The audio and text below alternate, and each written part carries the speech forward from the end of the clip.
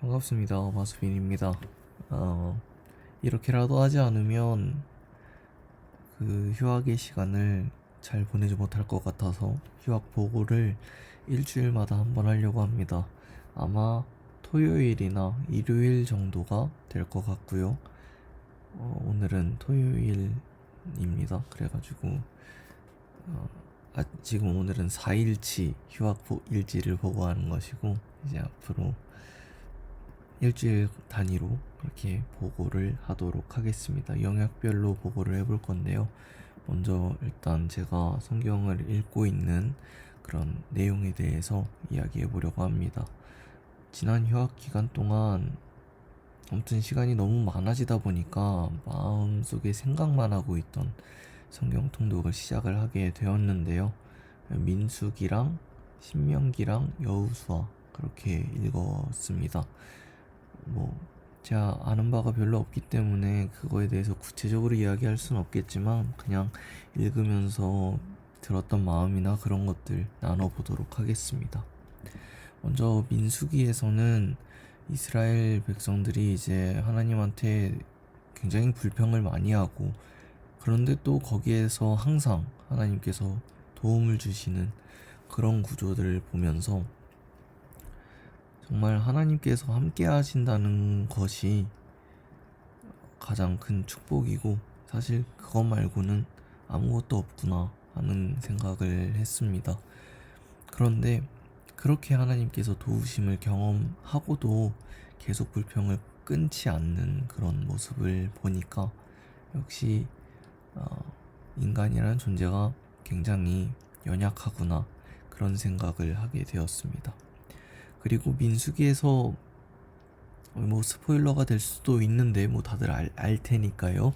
그 모세가 그 바위를 이렇게 치면서 결국 거기 가나안에 들어가지 못하게 되는데, 그 이유가 이제 하나님의 거룩하심을 드러내지 않았기 때문이라고 되어 있더라고요. 그래서 우리가 살아가야 할 때 그 나의 삶을 통해서 하나님의 거룩하심이 드러나려면 어떻게 살아가야 할까 하는 고민들을 계속하고 있습니다.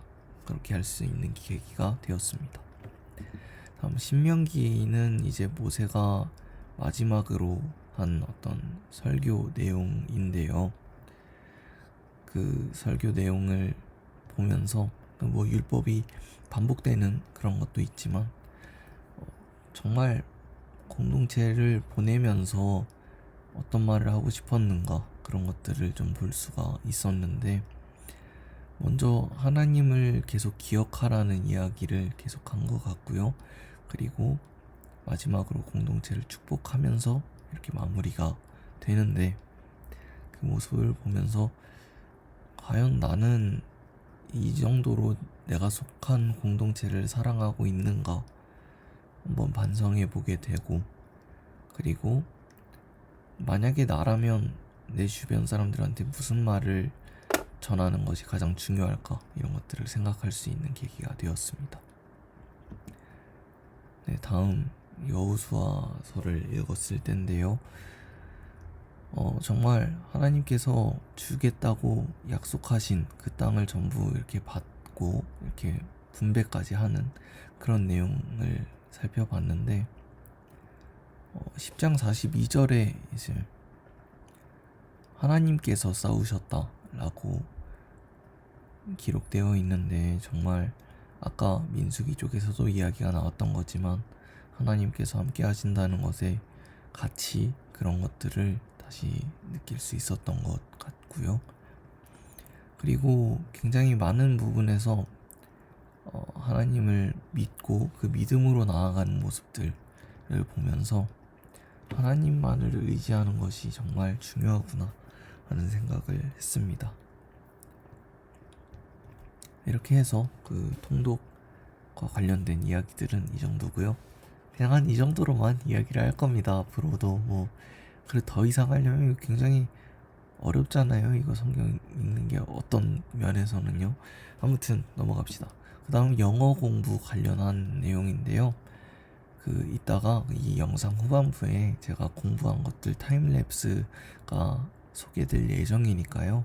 거기에서 보시면 될 텐데요. 그냥 영어 단어들 탭스라는 시험 거기에 맞춰서 그냥 단어 외우고 있습니다. 왜 굳이 탭스냐 하면은 집에 있는 책이 그거밖에 없어서요. 그렇게 해서 단어를 지금 26일치부터 29일차까지 외웠고요.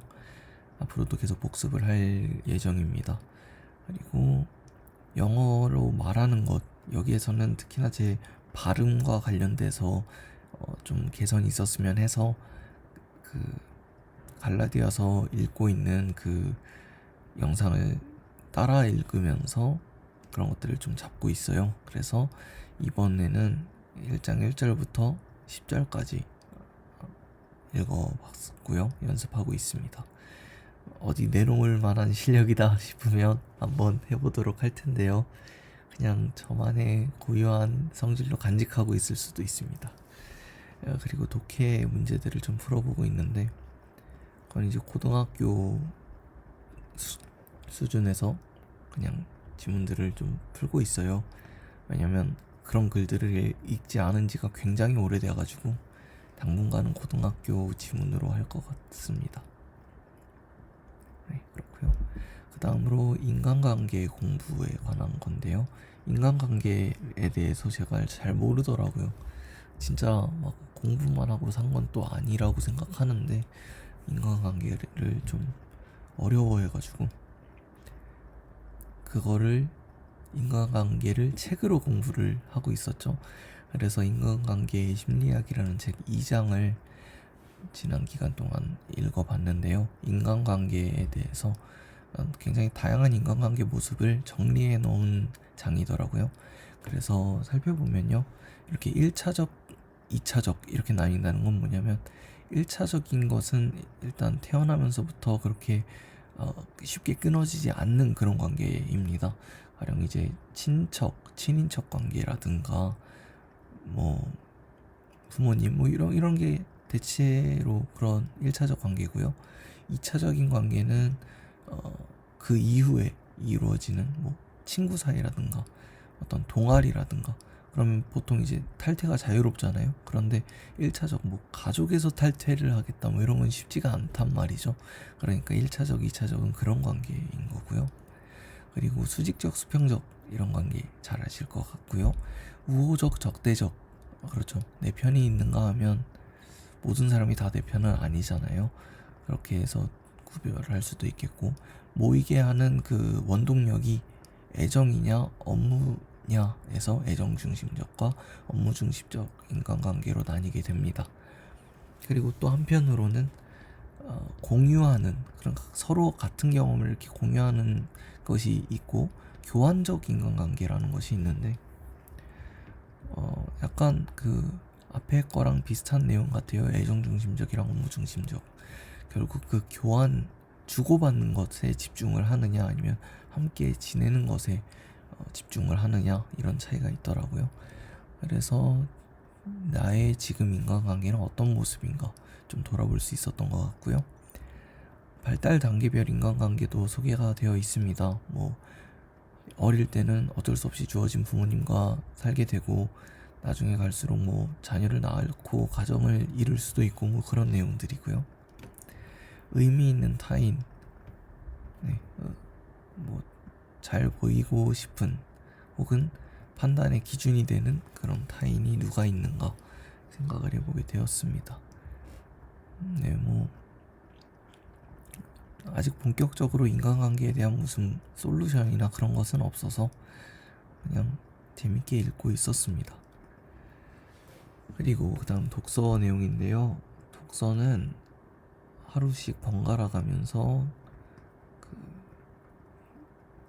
신앙 서적과 그냥 다른 일반 서적 이렇게 읽고 있습니다. 그래서 지금 읽고 있는 신앙 서적은 다니엘 밀리오리 님의 기독교 조직 신학 개론입니다. 그래서 1장은 신학의 과제라는 제목으로 시작을 하는데요.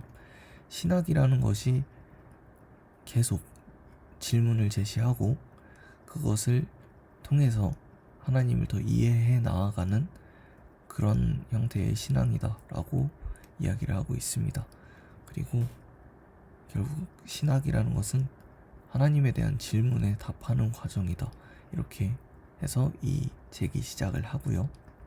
2장까지 읽어봤습니다. 이번에는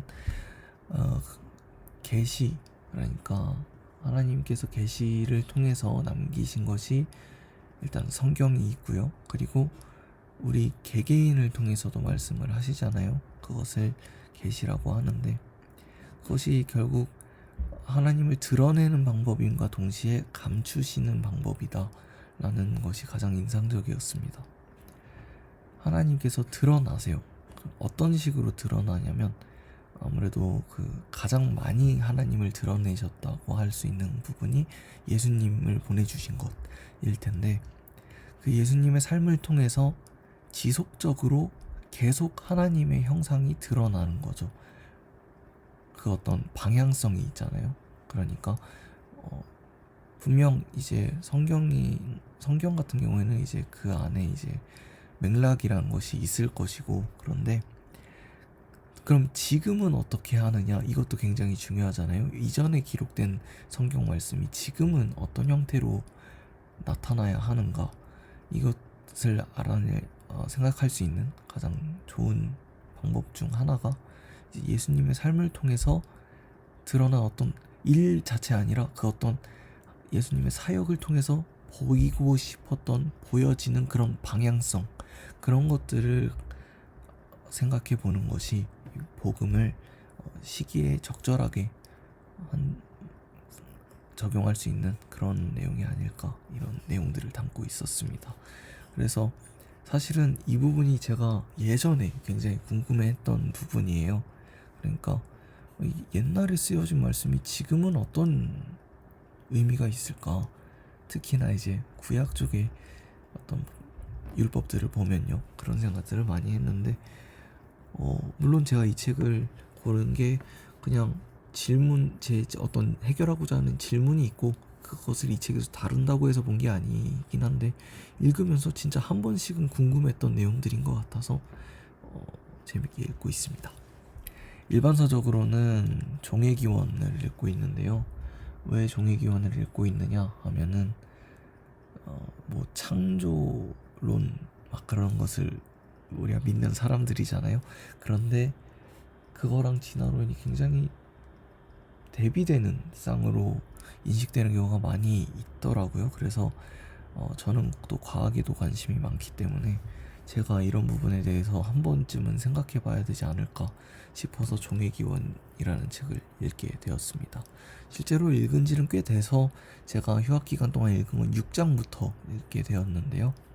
이전 내용을 간략하게 소개를 하자면, 다윈이 주장한 내용은 어떤 내용이냐면, 지금까지 이렇게 살아가는 많은 종들이 있잖아요. 다양한 생물의 종이 있는데, 그 종들이 어떻게 나타났을까에 대한 이야기입니다. 그래서 다윈의 주장은 어떤 식으로든 변이, 그러니까 뭐 모두가 다 똑같진 않으니까요. 돌연변이와 같은 그런 변이들이 분명히 있었고, 그들 중에서 환경에 살아남기 적합한 애들이 살아남게 되었다. 그래서 지금 이리도 달라진 것이다. 그러니까 굉장히 사람하고 뭐 다른 유인원하고는 굉장히 다르잖아요. 그런데 그것이 세대를 누적하면서 이제 조금씩 분화된 그런 내용이다라는 이야기입니다. 네, 요약을 하자니까 좀 힘들어졌는데 잘 모르겠으면 저한테 개인적으로 이야기를 해주세요. 자, 그래서 6장 이론의 난점은 뭐냐면, 다윈이 생각하기에 이 내용이 비판을 받는다면 어떤 점에서 비판을 받을까 였던 것인데, 사실 다윈은 이것을 난점이라고 생각하진 않은 것 같습니다. 난점을 제시하고 해답까지 제시를 하거든요. 그래서 첫 번째 질문이 이것입니다. 과도기적인 형태의 생물은 왜 발견되지 않는가? 즉 다윈이 주장하는 어떤 종이 분화된 그런 것이 있다라는 거예요. 그러니까 가령 뭐 꼬리가 굉장히 긴 새가 있고, 꼬리가 같은 이제 종이 분화된 것으로 여겨지는 꼬리가 짧은 어떤 애들이 있는데 그 사이 누군가는 왜 없는가? 좀 더 와닿게 설명하자면 인간과 유인원 이런 굉장히 다르잖아요. 굉장히 다른데 그 사이에 있는 어떤 과도기적인 형태는 왜 지금 없느냐 하는 이야기인데 그것에 대해서 다윈은 그런 형태 같은 경우에는 오래 살아남기가 어렵다라고 이야기를 하고 있습니다. 여러 가지 근거들을 제시하면서요. 그리고 지금 이렇게 봤을 때 인간의 구조나 신체 기관들이 굉장히 이렇게 완벽한데 어떻게 그냥 단순한 변이들의 누적으로 이렇게 만들어질 수 있느냐 하는 비난이 있을 텐데 그것에 대해서 다윈은 이제 그게 가능하다라는 것을 또 이야기를 하고 있어요. 그리고 이 부분을 읽으면서 느꼈던 게 그 창조 쪽에 대해서 아마 기독교 진영이었겠죠. 그런 쪽에 대해서 비판을 많이 받았던 것 같습니다. 그래서 그 부분을 좀 방어하기 위해서 다윈이 이런 페이지를 썼던 것 같고요. 네, 그래서 이 진화와 관련한 것과 우리 하나님을 믿는 그 신앙 안에서 어떻게 받아들여야 하는가 다시 한번 생각해 보게 되었고요. 제가 이에 대해서 어떻게 생각하는지는 개인적으로 이야기를 나눠볼 기회가 있으면 좋겠습니다. 7장 본능에 관한 것입니다. 본능적인 게 굉장히 있죠. 굉장히 신기한 본능들이 있습니다. 그 중에 아마 대표적인 게 벌집일 거예요. 아니 어떻게 그렇게 육각형으로 아름답게 저렇게 집을 짓지? 하는 생각인데요. 이것 또한 다윈은 자연 선택과 관련하여 이야기를 합니다. 말하자면 이런 거죠. 육각형 형태로 짓는 것이 아무래도 가장 생존에 유리한 것은 맞습니다. 여러 가지 수학적인 어떤 사례들을 통해서 확인할 수가 있는데요. 그런데 그런 어떤 습성이라고 먼저 이야기를 하는데요. 그냥 이 환경에서 어쩌다 보니 그렇게 집을 짓는 개체들이 생긴 거고 다르게 짓는 개체들도 생긴 것이고 물론 처음부터 완벽한 육각형은 아니었을 것이지만 아무튼 그런 습성들이 있었는데 그것이 환경에서 유리한 거죠. 예를 들어서 지금의 그 벌집 형태와 유사하게 지었던 개체들은 더 살아남기가 좋았을 겁니다. 굉장히 효율적이기 때문에요. 그러다 보니까 그것이 이제 내재된 어떤 본능으로까지 이어졌던 것이고 그 수많은 기간을 통해서 그런 변이들이 누적되었기 때문에 지금 우리가 벌을 보면 굉장히 어떻게 저렇게 완전한 것이 단순한 변이로 만들어질 수 있겠느냐 하는 정도로 그렇게 이어져 왔다 이렇게 주장을 하고 있습니다. 그래서 개별 창조 그러니까 벌을 처음부터 이렇게 만드셨고 하나님께서 이렇게 만드셨고 그 형태가 지금의 벌과 똑같다라고 하는 것에는 조금 문제가 있지 않나 생각합니다. 방금 저의 일부 견해가 드러난 셈인데요. 좀 더 같이 이야기해 볼 수 있으면 좋겠습니다. 제가 의견이 확고한 편은 아니라서 서로 이야기해 보면 서로에게 의미 있는 시간이 되지 않을까 싶으니까요. 아무튼 그렇습니다. 앱 개발을 노력하고 있는데요. 앱 개발에서 안드로이드부터 만들어 보려고 합니다. 그래서 어디까지 진행을 했느냐? 그냥 이렇게 그 안드로이드 앱 개발을 위한 페이지를 만드는데 필요한 프로그램을 설치했고요. 그리고 옆에 이제 핸드폰을 가상으로 띄우는 그런 기능까지 실현을 해봤습니다.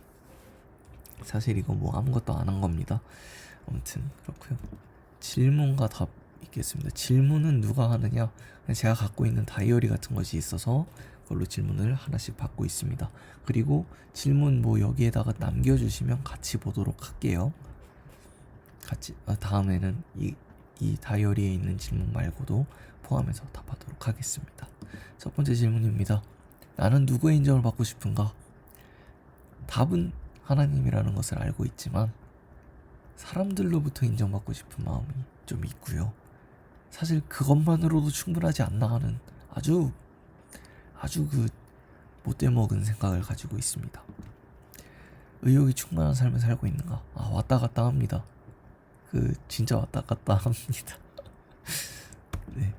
교회 안에서 내가 제일 좋아하는 공간은 맨 뒤에 왼쪽 그 예배당. 왜냐하면 항상 거기에서 예배를 하니까요. 사실 제일 좋아하는 공간이란 건 없는데 그곳이 가장 제일 편합니다. 그리고 또 그 고등부실 거기도 좋고요. 네, 요즘 내 몸에서 가장 연약한 부분 감사하게도 건강합니다. 네, 이렇게까지 해서 휴학 보고 발표를 마치도록 하겠고요.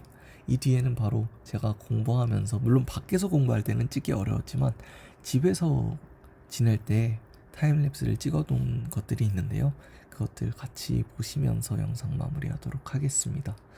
그러면 뭐 다들 좋은 한 주 되시고, 네, 다음에 또 만나도록 하겠습니다.